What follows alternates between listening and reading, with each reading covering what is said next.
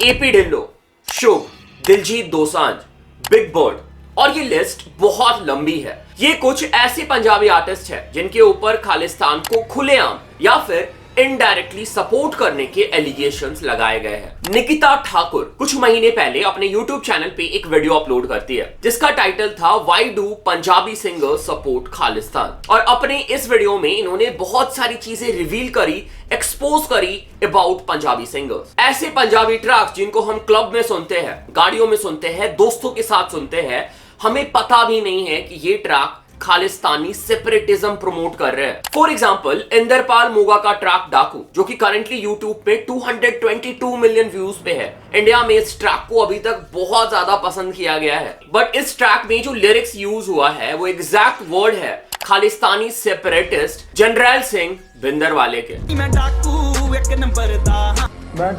Number दा एक jeep खड़ी मेरी थाने दे विच बदले ते मैं दो लेना ਤਾਂ ਮੈਂ ਰਿਆ ਤੇ ਤਾਂ ਵੀ ਜੀਪ ਲੈਣੀ ਹੈ ਪਰ ਇਹ ਚੇਤਾ ਜ਼ਰੂਰ ਰੱਖਿਓ ਵੀ ਇਹ ਇੱਕ ਜੀਪ ਦੀਆਂ ਦੋ ਲੈਣੀਆਂ। सो पंजाबी इंडस्ट्री में ऐसे भी कुछ आर्टिस्ट हैं जिन्होंने पास्ट में खुलेआम खालिस्तान को सपोर्ट किया है। बिग बर्ड के इंसिडेंट के बारे में तुम लोग को ऑलरेडी पता होगा, जहां पे बिग बर्ड ट्विटर पे बोलते हैं I am Punjabi not Indian. And even और भी पंजाबी आर्टिस्ट जैसे कि जैसे भी हार्डकोर के साइड से भी हमें पास्ट में खालिस्तान के लिए ओपन सपोर्ट देखने को मिला है। सो एग्जैक्टली क्या रीजन है क्यों ये पंजाबी आर्टिस्ट खालिस्तान को सपोर्ट करते हैं? खालिस्तान मूवमेंट की सच्चाई क्या है? ये मूवमेंट एग्जैक्टली स्टार्ट कैसे हुआ था? ये जो खालिस्तानी मूवमेंट है ये इंडिया में तो बहुत ही लो स्केल पे या फिर ना के बराबर एक्टिव है, बट इंडिया के बाहर बहुत सारे ऑर्गेनाइजेशंस है जो इस मूवमेंट को हवा देती रहती है। एंड इवन इसके लिए पंजाबी आर्टिस्ट का भी सपोर्ट लिया जाता है। So we will discuss everything related to it in this video. जल्दी से हम वीडियो कंटिन्यू करेंगे, उसके पहले चेक कर लेते हैं song of the day. BADFLOW ये मेरी गैंग तुम्हें कहते fuck you,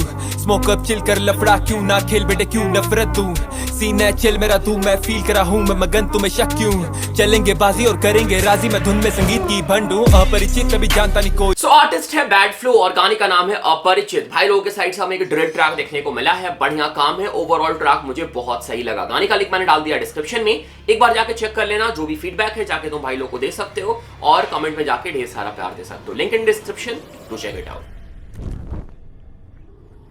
so Khalistan movement को समझने से पहले हम समझ लेते हैं कि खालिस्तान जो वर्ड है इसका एग्जैक्ट मतलब क्या होता है। सो खालिस्तान का मतलब है द लैंड ऑफ खालसा। इसका मतलब हुआ खालसा के लिए एक अलग राष्ट्र या फिर सिखों के लिए एक अलग राष्ट्र। सो खालसा की स्थापना सिखों के गुरु गोविंद सिंह जी ने ईयर 1699 में की थी। सो खालसा जो वर्ड है इसका अर्थ होता है प्योर, पर जैसे जैसे टाइम आगे बढ़ा इस वर्ड के मतलब चेंज होते गए और ये जो वर्ड है इसका राजनीतिकरण हो गया। सो खालिस्तान की जो हिस्ट्री है ये अपने आप में एक बहुत बड़ी टॉपिक है और अगर मैं इसे प्रॉपर्ली एक्सप्लेन करने लग जाऊंगा तो ये पूरा वीडियो ले लेगी, इसलिए मैं तुम लोग को शॉर्ट में समझाता हूं। सो डेट था 2 जून 1984। उस टाइम की इंडिया की prime minister Indira Gandhi all India radio पे जाती है और कुछ ऐसा बोलती है, don't shred blood but shred hatred. और इसके बाद अमृतसर में ट्रूप्स और आर्टिलरी सेंड कर दिया जाता है और इसका पर्पस था to flush out Khalistani terrorist जो कि गोल्डन टेंपल में छुपे हुए थे, इंक्लूडिंग देयर लीडर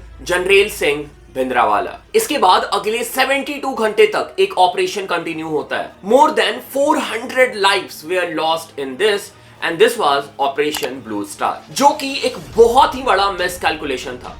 इस ऑपरेशन ने ना ही टेररिज्म को खत्म किया और ना ही ये खालिस्तानी सेपरेटिज्म को खत्म कर पाया। और इंडीड इस ऑपरेशन और इस इंसिडेंट ने सिख कम्युनिटी के ऊपर एक बहुत ही डीप मार्क छोड़ दिया हमेशा के लिए। तो ये जो स्टोरी है स्टार्ट होती है ईयर 1929 से, जब मोतीलाल नेहरू पूर्ण स्वराज प्रेजेंट करते हैं। बट पूर्ण स्वराज के लिए 3 लोगों के साइड से ऑब्जेक्शन आता है। First was Mohammad Ali Jinnah of Muslim League, second was doctor Bhimrao Ambedkar जो कि दलित्स के लिए कैंपेन कर रहे थे, and third was Master Tara Singh of Shiromani Akali Dal. और ये पहली बार ऐसा हुआ था जब सिख होमलैंड या फिर सिख के लिए अलग नेशन का डिमांड किया गया था। और धीरे धीरे 1947 तक ये जो डिमांड था ये एक मूवमेंट में कन्वर्ट हो गया जिसका नाम था पंजाबी सूबा मूवमेंट। अकाली दल ये डिमांड कर रहा था कि उनको एक सेपरेट सिख स्टेट चाहिए, बट ये जो डिमांड था इसे बार बार रिजेक्ट कर दिया जा रहा था। इसके बाद आता है साल 1966 जब इंदिरा गांधी पावर में आती है और वो प्राइम मिनिस्टर बनती है, जहां पे पंजाब को मल्टीपल पार्ट्स में डिवाइड कर दिया जाता है। सिख मेजॉरिटी स्टेट पंजाब,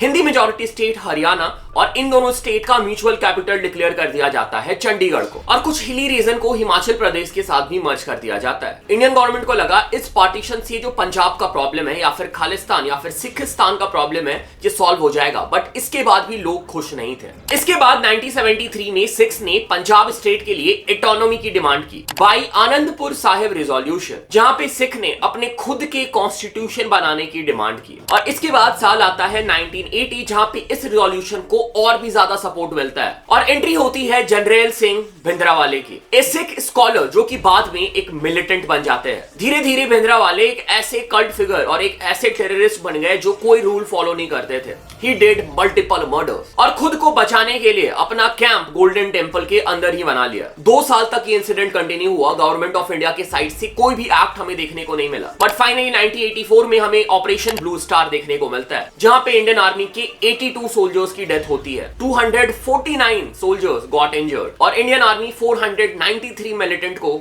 मार देती है। 10 जून 1984 आफ्टरनून को ऑपरेशन ब्लू स्टार खत्म होता है। इस इंसिडेंट के 4 महीने के बाद ऑन 31 अक्टूबर 1984 इंदिरा गांधी को मार दिया जाता है और ये करते हैं उनके खुद के Sikh bodyguards. On the morning of the 31st of October, Indira Gandhi left her home in Delhi to take part in a TV interview. As she walked along the path, she saw Beyant Singh on duty and smiled. He drew his revolver and fired 5 shots at close range. An accomplice, Satwant Singh, opened fire with a machine gun. Mrs. Gandhi spun round from the impact and crumpled to the floor. और इंदिरा गांधी के death के बाद पूरे India में anti Sikh right start हो जाता है और ऐसा बोला जाता है अप्रॉक्स 8000 सिख्स वेयर किल्ड। ये नंबर और भी ज्यादा हो सकता है। और इसके बाद आगे आने वाले 2 डिकेड तक पंजाब में सिचुएशन खराब रहती है। खालिस्तानी सेपरेटिस्ट के साइड से मल्टीपल अटैक्स हमें देखने को मिलते हैं। This included the bombing on air India flight in 1985, 1986 assassination of Chief General A.S. Vaidya, and in 1995 Chief Minister of Punjab Beyant Singh was killed in Bombay। ये जितने भी अटैक्स है ये सबको खालिस्तानी सेपरेटिस्ट या फिर टेररिस्ट ने क्लेम किया कि उन्होंने करवाया था। और जितने भी प्रो खालिस्तानी ग्रुप है वो इंडिया में एक्टिव नहीं है, वो बाहर से बैठ के काम करते हैं। यूएस, कनाडा, यूके, ऑस्ट्रेलिया, वहां से ये अपना पूरा एजेंडा रन करते हैं। और इसमें से एक ऑर्गेनाइजेशन जो सबसे टॉप पे आती है वो है सिख फॉर जस्टिस, जिसके हेड है गुरपतवंत सिंह पन्नू। तो ये जो पास्ट हिस्ट्री थी ये मैंने इसलिए एक्सप्लेन किया कि तुम लोग को एक ब्रीफ आइडिया मिल जाए कि ये जो हेट है इंडिया के अगेंस्ट, जो लोग खालिस्तान को सपोर्ट कर रहे हैं, वो एग्जैक्टली आया कैसे है और पास्ट क्या था। स्टोरी और भी बहुत लंबी है बट मैंने ब्रीफ में तुम लोग के लिए एक्सप्लेन कर दिया है। अब हम आ जाते हैं करंट सिचुएशन पे, कैसे बाहर के Sikh organisations, Khalistani organisations India में टेररिज्म फैला रहे हैं and even they are using Punjabi singers and Punjabi artist. तो ये जो खालिस्तानी ऑर्गेनाइजेशंस है ये चेन सिस्टम पे काम करते हैं। सो जैसे मैंने तुम लोग को बताया सिख फॉर जस्टिस जो कि एक प्रो खालिस्तानी ऑर्गेनाइजेशन है उसके बारे में, जिसे रन करते हैं गुरपतवंत सिंह पन्नू। और इस ऑर्गेनाइजेशन के अंदर 2 मेजर खालिस्तानी टेररिस्ट ग्रुप है, खालिस्तान टाइगर फोर्स और बब्बर खालसा इंटरनेशनल। और ये दोनों ग्रुप जिसके बारे में मैंने अभी बताया, ये दोनों मल्टीपल इलीगल एक्टिविटीज में इन्वॉल्व हो चुके हैं and even they also give gun training. अपने जो उनके लोग हैं जिन्होंने ज्वाइन कर रखा है उनको गन ट्रेनिंग तक देते हैं। So, ये दोनों जो टेररिस्ट ग्रुप है इसके अंडर काम करते हैं पंजाब और इंडिया से मल्टीपल गैंग्स। फॉर एग्जांपल अगर तुम लोगों ने लॉरेंस बिश्नोई गैंग का नाम सुना है या फिर बम्बीहा गैंग का नाम सुना है, तो ये सारे जो गैंग्स है ना वो इन्हीं टेररिस्ट ग्रुप के अंडर काम करते हैं। सो पहले तो ये जो गैंग्स है ये कांटेक्ट करते हैं पंजाबी सिंगर्स से, पंजाबी रैपर्स आर्टिस्ट से कांटेक्ट करते हैं और उनसे पैसे की डिमांड करते हैं। और इनमें से कुछ सिंगर्स को अपने साथ काम करने के लिए भी मना लेते हैं और पास्ट में कुछ पंजाबी सिंगर्स की इन्वॉल्वमेंट भी पाई गई है ऐसे गैंग से। सो इन ब्रीफ जो पंजाबी आर्टिस्ट, पंजाबी रैपर्स से पैसा वसूला जाता है, ये पैसा जाता किसको है? खालिस्तानी टेररिस्ट को, जो फिर उन पैसे को यूज करते हैं खालिस्तानी मूवमेंट रन करने के लिए। एंड इवन सिर्फ यहाँ पे पैसों का लेन देन नहीं होता है। तुम ये सोच के देखो कि पंजाबी सिंगर्स की कनेक्शन है पंजाबी गैंग के साथ या फिर खालिस्तानी टेररिस्ट ग्रुप के साथ, तो क्या वो लोग, उनका जो बड़ा फैन बेस है, फॉर एग्जांपल अगर तुम दिलजीत पाजी का फैन बेस लेके चलो, एपी ढिल्लों का, शुभ का फैन बेस लेके चलो, उनकी एक बहुत बड़ी फैन फॉलोइंग है, बहुत बड़ी फैन बेस है। और अगर ये टेररिस्ट ग्रुप जो कि ये आर्टिस्ट से कनेक्टेड है वो चाहे तो खालिस्तान सेपरेटिज्म आराम से प्रमोट करवा सकते हैं इन आर्टिस्ट से, क्योंकि इन आर्टिस्ट का इन्फ्लुएंस बहुत ज्यादा है और जब ये प्रमोट करेंगे तो इसका इंपैक्ट और भी ज्यादा होगा। और ये भी एक बहुत बड़ा रीजन है कि हमें time to time Punjabi artist से कनेक्शन खालिस्तान के साथ जुड़ते हुए नजर आते रहते हैं। रिसेंटली तुमने अगर देखा होगा तो शुभ का कल ही लंदन का एक कॉन्सर्ट हुआ था, जहां पे शुभ इंदिरा गांधी के एशिनेशन वाली पिक्चर दिखा रहे थे। बाद में उन्होंने क्लियर किया कि उन्होंने बाय मिस्टेक दिखाया था, क्योंकि बहुत सारे टी शर्ट और हुडीज उनके पास आ रहे थे तो उन्होंने देखा नहीं था। तुम्हें एपी ढिल्लों का ट्राई कलर शूज वाला इंसिडेंट तो पता ही होगा, कैसे इंडिपेंडेंस डे के टाइम ही वो इंसिडेंट होता है और एपी ढिल्लों की साइड से अभी तक कोई भी हमें ऑफिशियल स्टेटमेंट देखने को नहीं मिला है उस इंसिडेंट के रिगार्डिंग।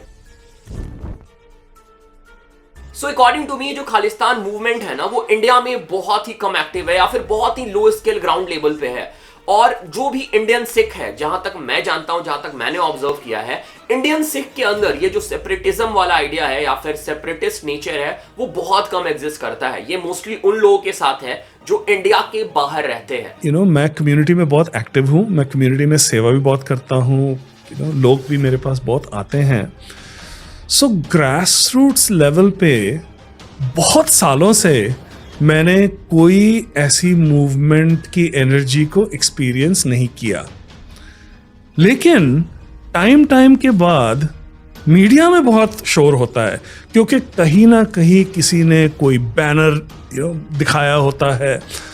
और and this is really sad कि कैसे अपने मूवमेंट और ऑर्गेनाइजेशन को प्रमोट करने के लिए पंजाबी सिंगर्स और रैपर्स को यूज किया जा रहा है। इंडिया के सिख को, जो इंडिया में रहते हैं, चलो बाहर जो चले गए उनकी बात मैं नहीं कर रहा हूं, और इंडिया के सिख का माइंड वॉश किया जा रहा है। Okay, so this was the video on this topic. तुम्हें क्या लगता है, तुम्हारी क्या ओपिनियन है इस टॉपिक पे, कमेंट करके बताओ। बाकी चैनल पे पहली बार आए चैनल सब्सक्राइब कर लो, सपोर्ट करो, प्यार दिखाओ। इंस्टाग्राम पे फॉलो कर सकते हो, डिस्कॉर्ड ज्वाइन कर सकते हो, और ऐसे ही सपोर्ट करते रहो और ऐसे कंटेंट तुम्हें चैनल पे देखने को मिलते रहेंगे। Thanks for watching, thanks again, thanks a lot.